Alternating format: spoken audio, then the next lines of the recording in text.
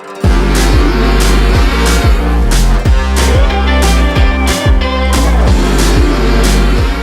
right, Renowned fam, welcome back to the Renowned Leadership Podcast. I'm your host, Stephen Morris, and today I got an amazing guest for the entrepreneurs out there, and everybody.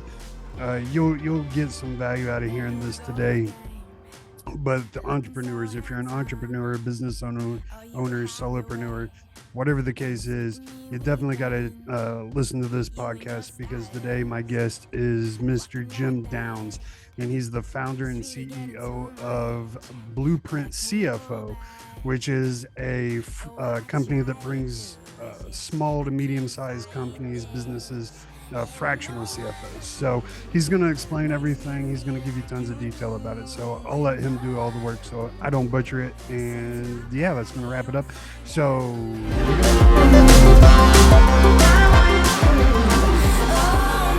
all right, Renowned Nation, we are back, and I am so excited. I have the CFO, Mr. Jim Downs, here with me today. Jim, how are you doing today, my brother? Thank you, Stephen. I'm doing great, and thank you for that introduction. so I got a lot to live up to now. The CFO. So we're going to talk about some stuff that most people, especially if you're an entrepreneur, you're going to be like, I understand accounting is not the funnest for most people. However, it's probably one of the single most important things you can understand as a business owner, an entrepreneur, or just a business professional in general, understanding where your money is going and where your money is coming from, and everything in between is, well, I don't know. How important is it, Jim? Super important. Super important. well said, my man. Critical. What can, if I show you my budget right now, if I show you all my analytics, all my numbers, what can you, and just like glancing at it for 2 minutes, what can you tell? What could you gather? So I want to say a couple things. One is here's my philosophy of business. All companies have three major functions: sales and marketing. So you're out there trying to get new clients, new customers, sell products. Operations. So now you got the order, you got to process it. You got to deliver a service or a product that's has quality, and the client is happy and wants to come back and buy some more. And then you have finance and accounting. It's one of your critical three things that are going on in your business. Finance and accounting is where all the money comes together. But most entrepreneurs don't view that as all that important, because they don't want to spend any money on accounting. They'll spend it on sales and marketing and operations, but accounting, kind of what you said, it's boring. But really, the data that's in your accounting system is priceless. I mean, I've had my clients say that word, priceless, many times. The things that we can do with that data and helping the client understand where they're leaving money on the table, where the trends in the data are positive or negative that they should be paying attention to.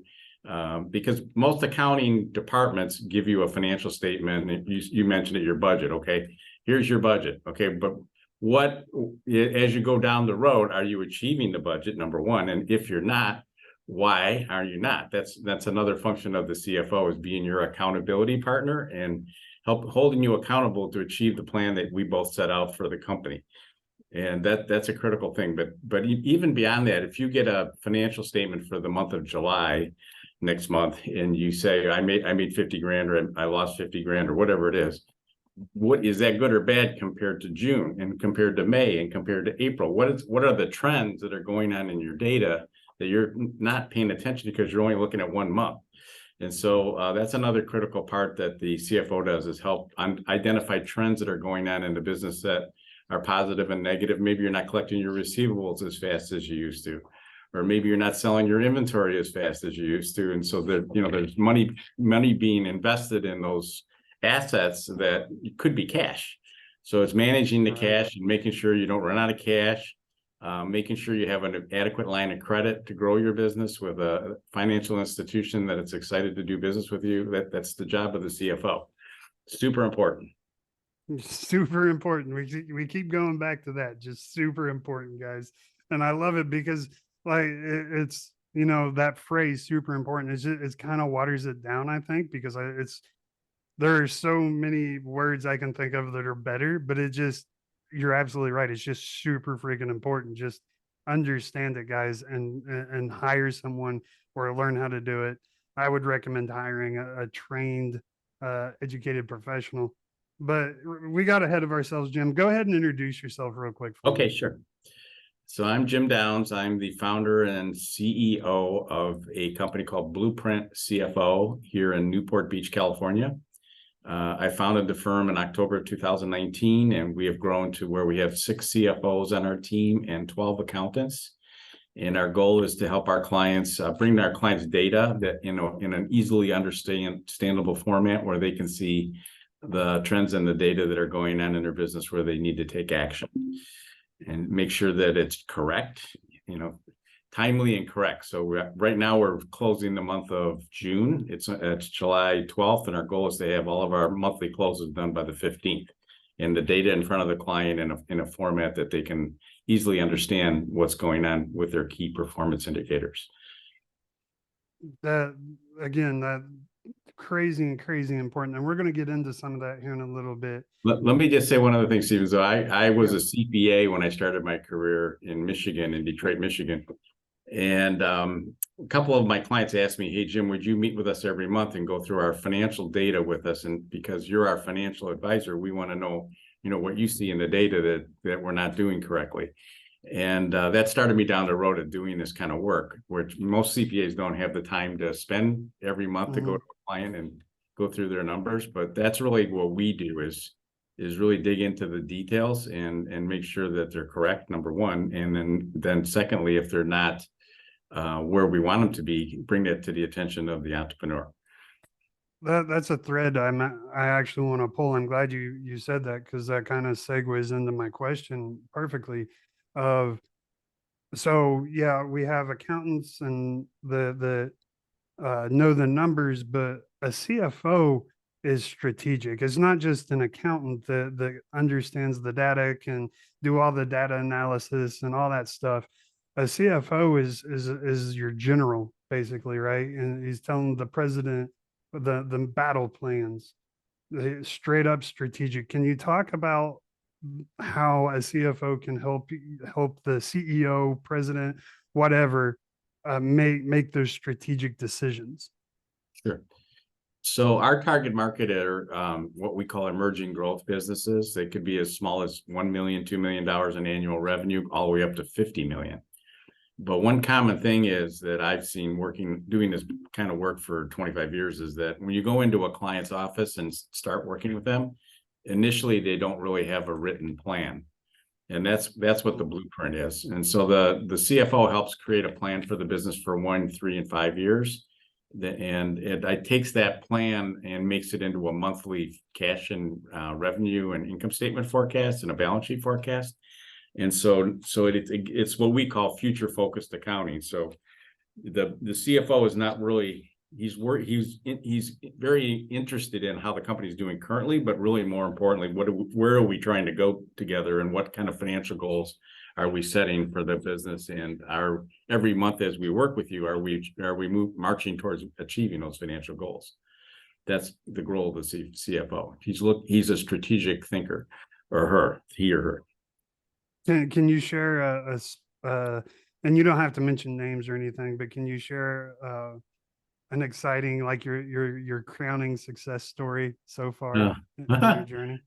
Well, so from a strategic standpoint and using accounting to run your business better, years ago, during the last recession in 2009, I was introduced to a client in the plastics industry. And they had always made money, and all of a sudden the recession hit and their sales declined by 50%. And they weren't hitting their numbers. Basically what was working in the past wasn't working now. But they were kind of frozen and didn't know what to do. And so going through the process with us and looking at how to reinvent the company and reinvent the sales team and what they were going after, we ended up, through 90 days later, having record sales and profits for the company. So it kind of was a tale really around sales, but every company's spending money on sales. And the idea is, how do we spend that money most efficiently and get the biggest bang for the dollar? Right, and that's where the strategy comes in, really.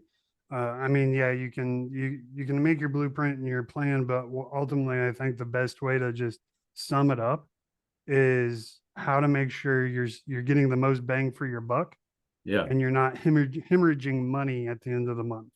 Another example is we have a client in the consumer products industry, and they have a lot of inventory and money invested in inventory, like $5 million, as an example. Oof. And they last year they were not hitting their sales targets in the middle of the year. And when I met with the entrepreneur, he said, well, the reason is because we're sold out of all of our top sellers. Like, well, wait a minute, how did we end up with $5 million in inventory and not have the top sellers? And so he had not done a proper inventory plan. And so we helped them create a plan for purchasing inventory and making sure that we're buying product that wasn't going to sit on the shelf and would move quickly and turn back into cash as soon as possible. And That's awesome. from that, we helped him create about $2 million between the middle of the year and the end of the year of additional sales. And that represented about $800,000 of profit.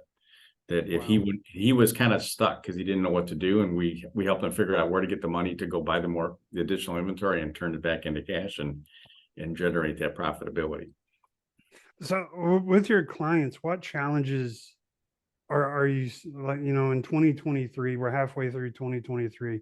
What are the challenges that and financial distress, because we have hyperinflation, we have all kinds of crazy instability in politics, all these things that are affecting our market. So what are the challenges that a lot of companies that you work with are facing right now? What I see right now is the clients are struggling to achieve their revenue targets. And the reason is that if you're selling B2B, business to business, most businesses right now are being cautious because they're still not sure what's going to happen in the upcoming recession. You could say there's really not a recession going on because there's still low unemployment and all this other good stuff. But in terms of purchasing, people are not purchasing product. So we see in a lot of companies where the lead activity coming in is still good, people interested in buying and getting a quote, but they're not pulling the trigger and purchasing. And so that makes it very challenging for forecasting because we're trying to forecast how the year's going to turn out and how much money we're going to make. And, and at the same time, people are, the lead activity looks good, so we should be okay, but they're not going from a lead into an actual sale is taking longer than normally would be. So just understanding that whole dynamic, I think, is an important thing that we bring to the business owner to help them figure out how to withstand that. Because if you're not going to hit your sales targets, that means you're not going to have as much cash as you thought. You may not be able to buy that new building you wanted to buy or hire those new people. And so all of that is important to plan ahead. So yeah, you definitely have to stay flexible because we never know what the market's going to do. Tomorrow the market could boom and then the next day it could crash. You never know. And we do have a lot of prediction or predictors and indicators and all those things. But I mean, still it's a game of craps basically of what it's I going to really do. feel, and maybe this is self-serving, but without a good financial person to help you, how do you get through that? I mean, most entrepreneurs run their business using their gut. They don't really use their data at all. They've been successful, doing what they've been doing for years and not really using any particular data because typically their accounting is a mess. And so the data that they look at doesn't make any sense to them. And so they don't use it for anything except file their tax returns. But there's a whole wealth of good information in that data that you need to pay attention to and will help you run your business better if you do. Well, even in that data is they can file a correct, air quotes, tax return, but also hidden within that data with a properly trained CFO, with a properly trained accounting team, you guys are going to find all the tax cuts, tax breaks, and all that stuff that the typical entrepreneur that's going to H&R Block are not going to find. Well, we like to think of ourselves as a profitability partner with the client. So we start here with the client and we help them grow their profitability. But the problem with that is as you grow your profitability, that means you have to pay more taxes. Well, yeah, And of course. nobody wants to pay more taxes. So, what you just said is very true. And other part of our job is to minimize the tax effects and, help the client have as much money as possible coming out of their business that doesn't have to go to the government. Right. Because I mean, you made the money, you want to keep as much as you possibly Yeah. can. Legally, there's all kinds of tax credits and things that you Right. can do that most entrepreneurs don't know about because they're using a tax preparer that's not real sophisticated usually, Right. and is not really up to speed on the different things that you can do to minimize your tax bill. Now, if you work for H&R Block, we're not bagging on you, No, I'm not saying right? any particular Like, you're great person, at the, you're company. great at They're the, all great, but just think about it yourself. well, I mean, it's way different. Because if you're dealing with, a 20-year-old that works a part-time job and goes to school full time, what is that, a 1090 EZ or something like that? I don't even Yeah, remember the tax yeah, form anymore, yeah. Tax. but that's a fairly simple tax return. If you're dealing with somebody like you who has uh, I'm going to just guess and say a 7 to 8 figure a year business, that tax return suddenly gets very large and very complicated. So, and then when you get with, even, mid to large size corporations, they have entire teams specifically dedicated. Their job all year long is to just worry about the taxes. And so, I mean, it can get very complicated and very stressful very fast. So my next question then is, we have a lot of entrepreneurs that listen to this show that are either just starting out, or you know they've achieved good growth, but they're not at that 7 figure a year mark yet. What advice would you have for them? Because I mean, are they ready for the full CFO yet? At that point, say they're making 250, $300,000 in profit a year. I mean, I'll give you an example. So not all companies are like this, but I had a client come to me last year and sign up with us, and they were doing $1 million, which is not a big company in my mind. But the owner came to me and said, "Hey, Jim, I don't know if I made 100 grand this year or lost 100 grand. Can you?" That's kind of important, And he had no idea because his books were so messed up. So he was a training company, and he would get prepaid for the training. And so you had to, make sure that you didn't recognize the revenue on the training until you actually did the training. And so there was a deferred revenue on his books that a CPA was doing and had it all messed up. So even a small company, if your accounting is complicated, you could probably benefit from a CFO. If it's a very simple company, you're a auto repair shop, maybe it's not that complicated. You're there every day and you know exactly what's going on and what the purchases are and what the people are doing every day out in the shop.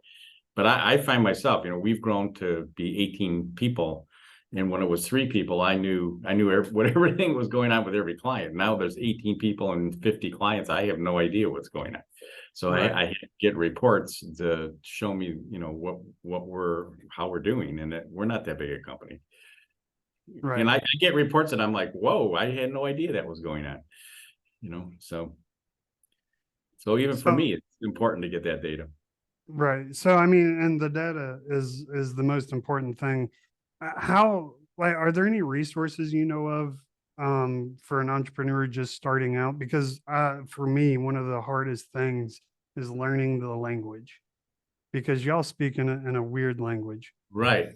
Well, that's why, when we do a financial report, it's not the typical balance sheet and income statement like you see that an accountant would put together. Because last year I had a client in the bicycle industry, and he called me up and he said, "Hey, Jim, I want to come to your office and spend a half an hour with you." And I go, "Really? Joe, why do you want to come to my office?" He goes, "Well, I want you to explain the difference between the balance sheet and the income statement." So, I'm sending him these financial statements, assuming he knows what they are, but he doesn't, because he's not an accountant. So our job is to make the data as simple as possible so they can see, from their standpoint, what is going on, and not from the accountant standpoint. So There is a book that it's funny because I don't have it on my book stand here, but it's called Blueprint, and it talks about, the one simple thing you need to do to really grow your business and make a lot of money. And I should have wrote it because it's about accounting.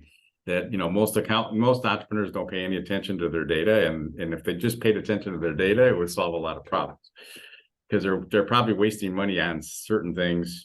Like, for example, sales and marketing. We have clients that are in the software as a service business, and they're paying for Google leads and pay-per-click and blah blah blah. Well, when you start really diving into that, how much are you paying and how many new clients did you get? And if you start looking at that data, you'll start realizing, well, gee, it's not that good. It could be, it could be great, but if you're not looking at it, you don't know. You're spending 10 grand a month on Google ad clicks. What does that really get you? Or spending money on Yelp or other places where you're trying to, attract clients to your business. Yeah, a great example of that for me would be Facebook ads. Yeah. Did absolutely nothing for me. It was just wasted money. Right. And fortunately for me, it was like, I'm going to try this and see if it works. And it didn't work. So I was like, yep, screw it. And maybe what worked last year isn't working this year. Maybe some other new thing came out, like Instagram maybe is where people are going now or something. I'm just making it up. But in the old days, I'll never forget when I first started doing this, was 25 years ago. So I'm dating myself. But I had a client that was in the bridal industry, and they had bridal stores, and they were advertising in the Yellow Pages, and they were paying about 20 grand a month for Yellow Page advertising. And I go, hey, how I see you're spending all this money on Yellow Pages. He goes, yeah, oh yeah, that's how you do it. That's how you get customers. I'm like, well, I think today people are starting to go on the internet and look, search for bridal stores. Really? Okay, well, maybe I shouldn't be doing the Yellow Pages. I said, well, let's just keep track when couple of stores have them track when a woman comes in to buy a gown where she heard about the store. And it turned out nobody put down the Yellow Pages. So he was spending this money because that's how we thought it was the best way to spend it. And that's what all the other stores were doing. And, it was just a waste of money. Right. And that's absolutely right. And I feel like a lot of entrepreneurs, when they get started, they think that they have to add on Facebook, LinkedIn, Instagram, TikTok, whatever social media platform, Google ads, all that stuff, Yelp.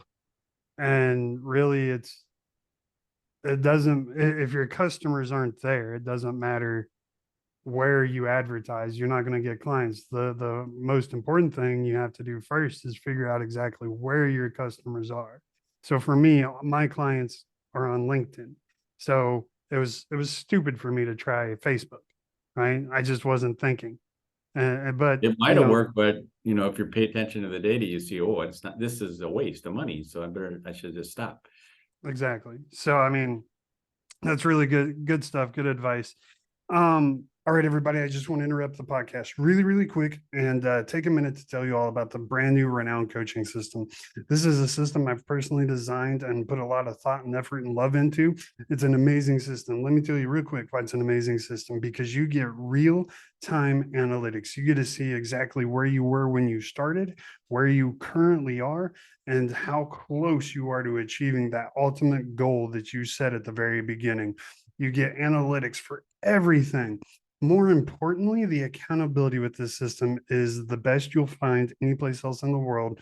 I get to see everything that's going on and make sure that you are staying accountable to the goals you set. It's truly powerful. You guys just got to see it for yourself. Go to renownleadership.com, go to the top right-hand corner, click book a call. You'll get to come talk to me personally, and I will personally give you a tour of this system. It is truly amazing. It's one of a kind, and it's truly powerful. I'm so excited. I can't wait to show y'all. That's all I got to say about it. So let's get back to the podcast. So people, let me just interrupt and say, people don't think of that as accounting, but it is accounting, because the CFO is responsible for looking at all the expenses and make sure they're being spent, in an economical and efficient way. So I had a client, as I think I mentioned, the software as a service, they're spending 80 grand a month on sales and marketing, but their sales only went up like $1 million every year. So they're spending $1 million to get $1 million. And Right. that may be fine, but the real question is, how can we do it better? I'm not sure, I'm no expert on marketing, but all I know is I want to see it become more efficient. If we spend 80 grand and we get more than $1 million, Right. so if we spend less than 80 grand and still get $1 million. So It's all I know about the there's math. opportunity there. We just got to dive into the data. Right. And that's again, like you said, a key role for the CFO is breaking down that data and understanding. So we spent $80,000 on Facebook ads and we only made $20,000 from it, as opposed to we went to LinkedIn and spent $20,000 and made $80,000 from it. Obviously, that $80,000 you're spending on Facebook ads would be much better spent on LinkedIn. Yeah. And or just, LinkedIn's doing good, maybe throw a little bit more funding to it. And then you, like you said, take that funding and go to your sales team or your marketing team or whatever, so that they can up that campaign as well, or their campaigns as well. Usually budgets are built on prior year data. So they say, oh, I spent 20 grand on Facebook ads last year. Maybe I should spend 30 grand this year because we're going for 33 million instead of 2 million of sales. Like, well, okay, maybe, but was that 20 grand really good? Or should we just start all over again and look for a different way to do it?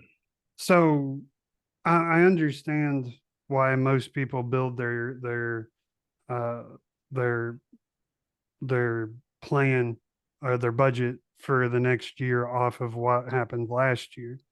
But it also seems like there's a better way. I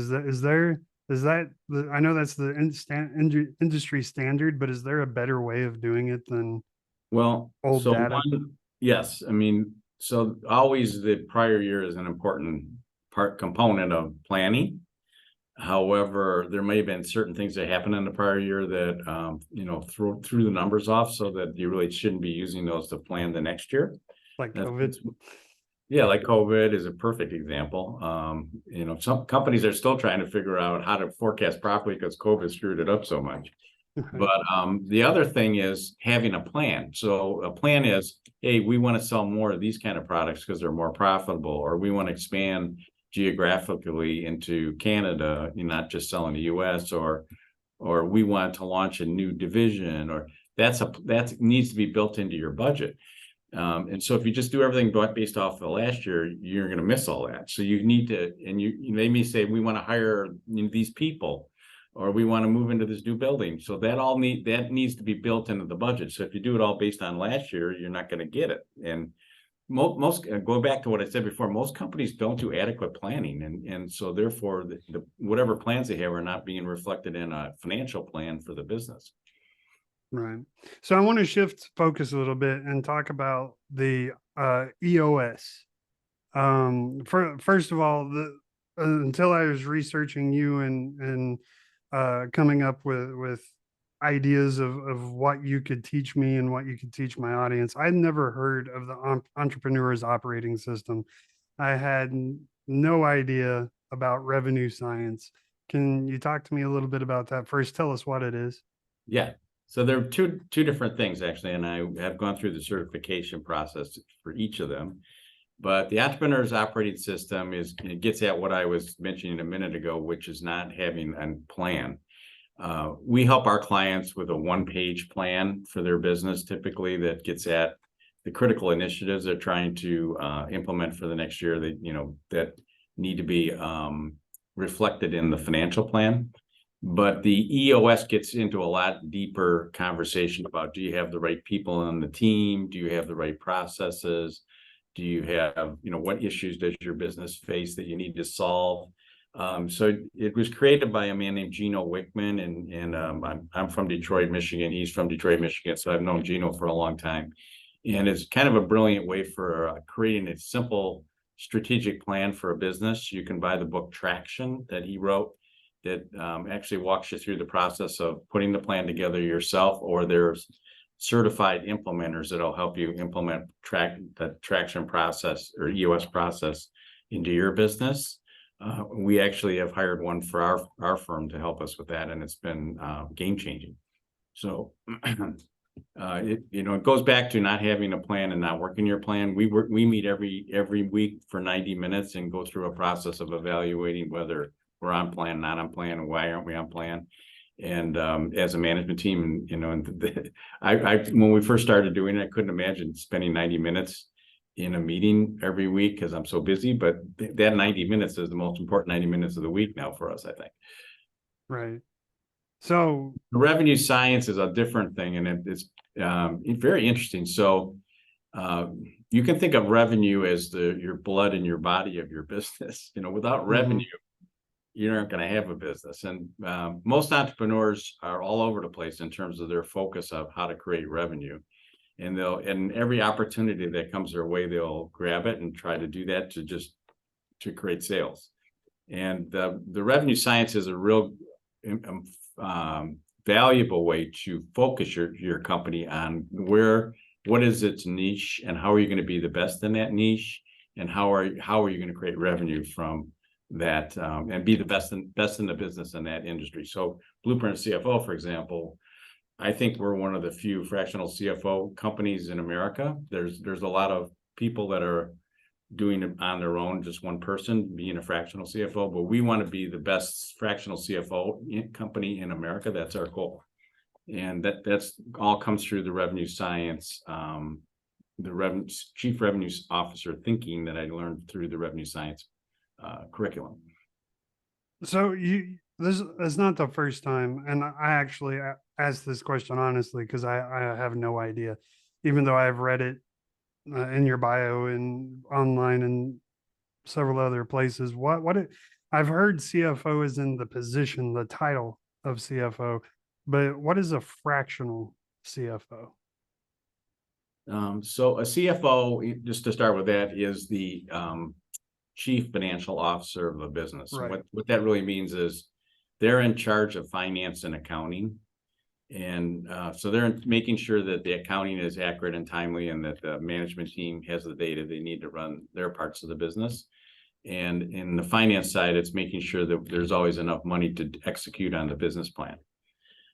So they're a very important part of a company. So if you think of like Microsoft, they have a chief financial officer that's managing all of the different companies that Microsoft owns, et cetera, et cetera. Right. But a small business, and they're very well paid executives, because they're very important. They're also speaking to the bank and the shareholders. But a smaller company doesn't need a full-time person potentially. Up to about 50 million, I would say. We have clients as big as 80 million in sales, where they don't really need a full-time person, but it's really important to have a strong person on the team that is a strong financial advisor. And so we can provide that service on a fractional basis, which kind of just means a part-time CFO. So most of the clients will get like 20 hours a month of our time. And so they can get the wisdom and experience of a seasoned financial person without spending a whole bunch of money. That's the goal. Awesome. Thank you. It's really that, not to knock the CPAs, because I am a CPA. It's really something the CPAs should be providing for their clients, but they're just too busy doing tax returns and year-end audits and that kind of thing. And they're really not equipped to dive into a business and try to figure out how to make it more profitable. That's not really how they think. And so that's our goal, is to help the client figure out how to be more profitable and more successful. Okay. Awesome. Thank you for just making that a little more clear. That's kind of what I assumed. But you know what they say about people that assume. Yes. So yeah, thanks for clearing that up for me. So what's the future hold for your company, your services? What are you guys looking at, next, or the end of this year, next year, maybe a couple years down the road? Our goal is to become a national firm. We're expanding throughout the Southern California market. Now we've added a CFO in the San Fernando Valley and another CFO in the Los Angeles industry market. But Southern California is a fairly big business area. Right. There's San Diego, Inland Empire, they call, which is another area of lots of businesses. Orange County, LA, and San Fernando Valley. Each one of those is a big market. And so, we want to provide our kinds of services to businesses in the Southern California market, but then expand across the U.S., into Northern California, Arizona. That's our long-term plan. Is it regional? Do you have to be? We feel like you need to be the CFO needs to be located near the business to go there and meet with the business owner and also to observe what's going on. So typically for my clients, pre-COVID, I would go for half a day every week and be in the office of the client. And by being there, I kind of see what's going on, and I learn a lot more about the business. So that's kind of the goal. So we can do this remotely. I have clients in Idaho and Washington State, but but then I only get to see them like once a week for an hour on the phone or on a Zoom call. And it would be much better if I could actually go there and see how the operation is working and where the issues are. Yeah, that makes sense. Yeah, that makes total sense. So, is there any? I've never heard of a company like yours before. Are you pretty much the only one? Well, like I said, there's other companies, but they tend to be. So I have the benefit of a data analytics team and a accounting team. Right. So I don't have to do everything myself. I can tell them, hey, I want this kind of report. And so I can push the work down to a lower price point. But most of our competition is not really working as a company, but more as an individual offering that kind of service. So that's fine, but they don't have accountants to put on the case in order to make sure the accounting's correct. They have to do it themselves, and they're pretty expensive to be doing that kind of work. So gotcha. We can deliver a lot of value at a lower cost, I think, because we have the full service accounting team and a CFO team. And from what I know, I don't know of many companies like ours out there. There's a lot of companies that have the one person, the CFO, but don't have the accounting team. Right. But I might be wrong. Maybe I just don't know.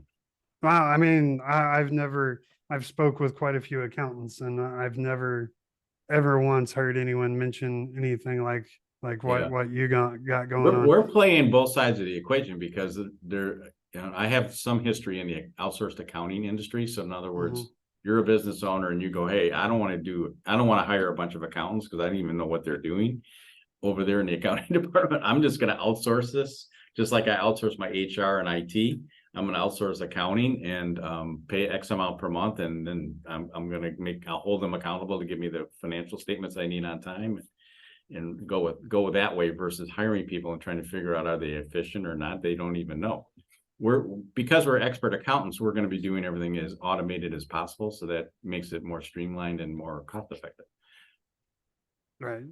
So my final question for you, and I probably should ask this at the very beginning. Again, this is something I did not understand in the beginning that I wish I understood, like I do now. But for everyone else's clarity, if they don't know, what is the difference between a bookkeeper and an accountant? Oh, well, it's just a level of experience. Let me see if I can be succinct about what that actually what I mean by that. The bookkeeper can do a certain amount of work. So in the accounting industry, you start with bookkeeper, go up to accountant, senior accountant, accounting manager, controller, CFO. That's kind of the industry. So as you start as a bookkeeper, and you want to progress in your career in accounting, you become an accountant, then you become a senior accountant, and accounting manager, et cetera. And as you progress through those different titles, you make more money because you know how to do more stuff.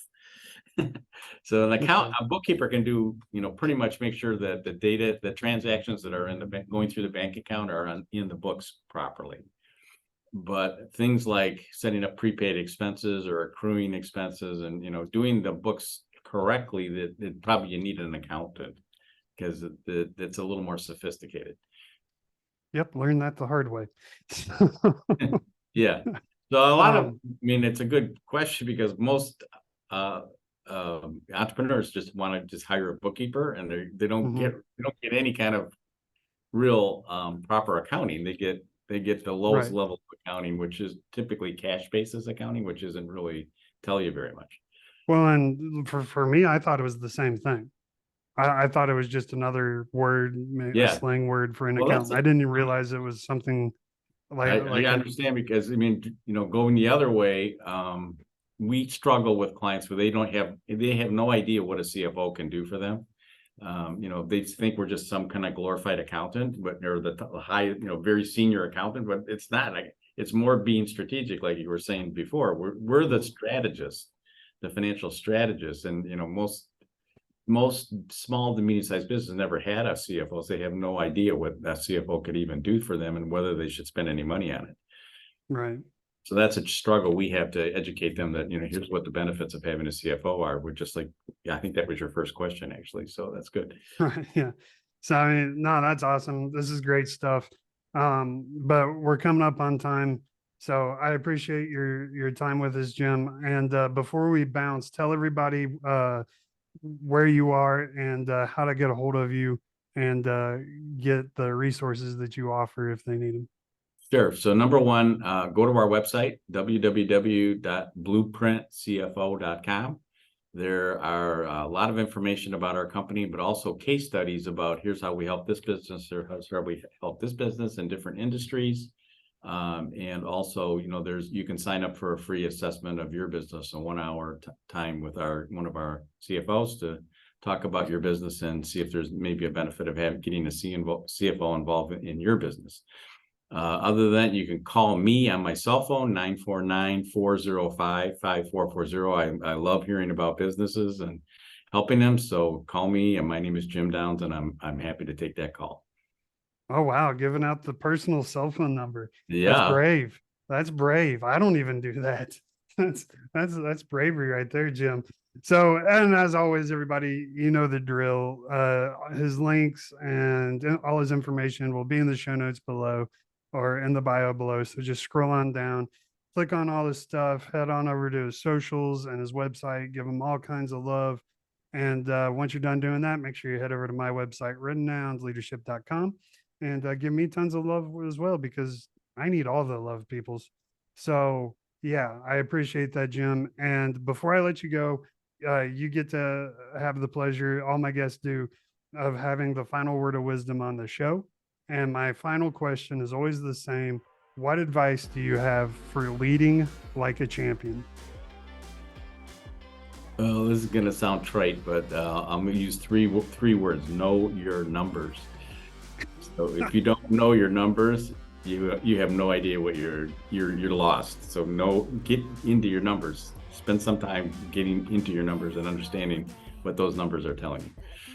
I like that, because if you think about it from a philosophical standpoint, like those numbers could be metaphors for anything, right? Because everything can be broken down into numbers, no matter what it is, whether it's relationships, whether it's your finances or the foundation of your business. All of that can be broken down to a number. So I love that, because it literally applies to everything.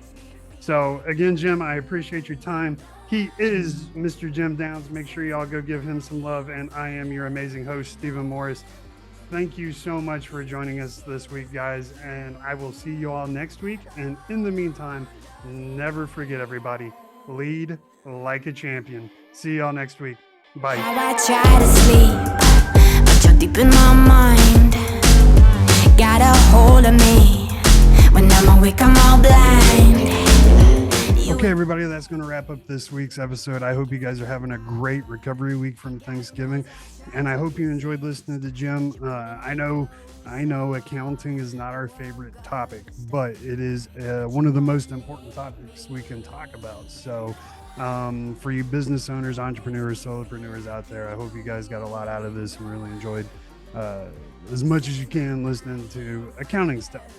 Make sure you go check out Jim. Give him tons of love. He definitely deserves it. You can find him at blueprintcfo.com. And of course, once you're done checking him out, go to renownedleadership.com, click the talk to a coach button in the top of the middle of the screen, and you can go straight to my calendar and schedule a one-on-one with me. And we'll have a chat, see how we can improve your life and make you start leading like a champion. So that's going to wrap it up for this week, everybody. I hope you have an amazing week. I will see you next week at the same time, same channel. And in the meantime, everybody, never forget, lead like a champion. Goodbye.